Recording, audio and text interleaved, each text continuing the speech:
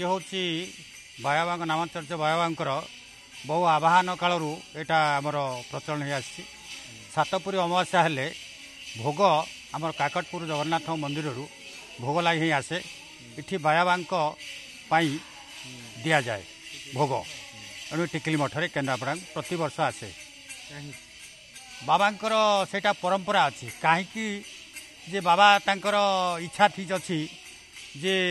जेतबले बाबांकर दायित्व सब नहीं जगन्नाथ मठ विभिन्न देवादेवी मंदिर सेठी कौन सी मंदिर आसेनी किंतु जगन्नाथ मंदिर सातपुरी अमावास्या भोग आसे कटक विभिन्न मठ मंदिर को दि जाए भोग आमे आमे तो प्रभु पाखे पहुँचु जो आशा नहीं करी आमे तो मन भितर कौन सी ये ना किंतु बाबांकर आशीर्वाद जिते शीघ्र काली आम गोटे अलौकिक कथा देखिलु जे बाबा जदि प्रकृत ये ठाकुर अच्छा काली सातपुर अमावास्या गृहस्थ होता किंतु सेठी मुझे जदि गोटे साप ये बाहर ताले मुझे जानी ठाकुर अच्छा कि मो कहवा कथा अनुसार सांगे सांगे साप आसला पहुँचला जगन्नाथ मंदिर काकटपुर बेड़ा भितर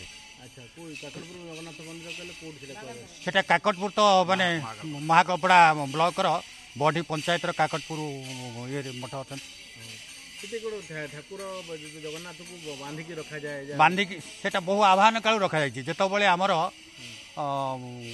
चंपागढ़ जो ठाकुर आसिले सेठी समुद्र में पड़ी गोपाल माने मही चरौले सेठी महिषी चरवा समय देखिले ठाकुर भाषुनी बंधा अवस्था ठाकुर को आणिक बांधिकी से दिन राजा अर्जुन पूजा पाऊँ काले ठाकुर कुआड़े पलि जी बोली ठाकुर से दिन चेन बंधा होकर पूजा पाऊँ अनेक अलौकिक घटना अच्छे जितक भक्त अच्छा समस्ते अलौकिक घटना को दर्शन कर निजे अनुभूति कर बाबांकर ये जो सातपुरी अमावास्या ये आवाहन काल चली आसुची प्रकट समय रे बाबा निजे यही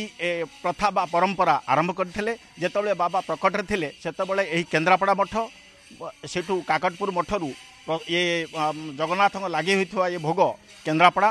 कटक आश्रम बायाबा आश्रम पारेश्वर साही तथा भुवनेश्वर बायाबा आश्रम को सी से प्रचलन कर आसते बर्तमान मन से प्रथा लागू अच्छी ये जो भोग आमर कटक मठ को पारेश्वर साही कटक मठ को गले बाबा जाकि प्रसाद पाऊले तेणु आम बड़ी भोर 7टारू ये भोग नहीं आसचु ये कटक मठे पहुँचले बाबा बाबांकर तो ये अलौकिक घटना जारी रही बहुत अलौकिक घटना से गोटे अलौकिक घटना कहूँ काकटपुर जगन्नाथ मंदिर ये जो रथ टणा हुए सेटा अन्य जेते जगन्नाथ संस्कृति अच्छी सबुठार अलगा से जो जंजीर रे टणा जाए से जंजीर एपर्यंत कणकी लागू ना 100 वर्ष पूर्वर से जंजीर से एपर्यंत कणकी लागू ना यह जेकोसी लुहा धातु कणकी लगी थाए किंतु से लुहार होते कणकी लागू ना ये गोटे अलग घटना सहित सवाल अहरात्र माने भजन कीर्तन लगी रहे ये बाबांकर इच्छा बाबा होचंती नामाचार्य यही अखंड कीर्तन जोगु ही ये मठ चली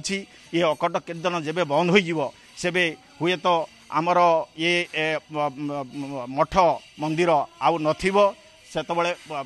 रसातल को हुए तो चली जाइथिबो से नामाचार्य सी कौन कौन पाई करछंती से कथा से हुए किंतु नामाचार्य ये अखंड नाम कीर्तन जोठी अच्छी से आमर केन्द्रापड़ा कटक वृंदावन पुरी ये सब जगार अखंड नाम कीर्तन अच्छी।